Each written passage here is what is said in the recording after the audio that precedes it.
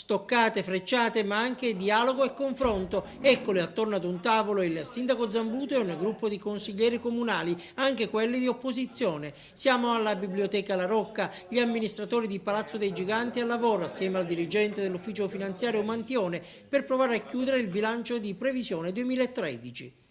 Oggi l'incontro col dirigente di ragioneria per verificare, ecco, la praticabilità di queste idee che sono venute fuori nel corso delle riunioni precedenti, in modo tale da poter predisporre questo lo strumento finanziario. Io sono soddisfatto di una cosa, del fatto che il lavoro svolto in questi anni sta facendo sì che questa città esca fuori dal tunnel del baratro finanziario e possa finalmente programmare la prospettiva. Lei aveva assunto l'impegno di ridurre l'aliquota per quanto riguarda l'IMU per la prima casa.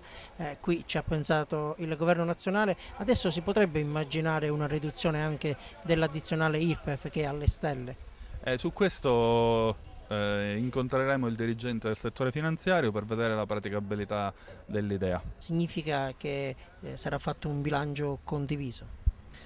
Ma significa che noi ci mettiamo a disposizione, per come abbiamo sempre detto, nei confronti dell'amministrazione, per cui se le proposte che ci vengono fatte sono proposte valide e che vanno in direzione di un beneficio nei confronti della città, noi sicuramente saremo per queste proposte. Quali sono i paletti che metterà il Consiglio Comunale? Ma i paletti che metterà sicuramente sono quelli di non aumentare di un centesimo le tasse nei confronti dei cittadini.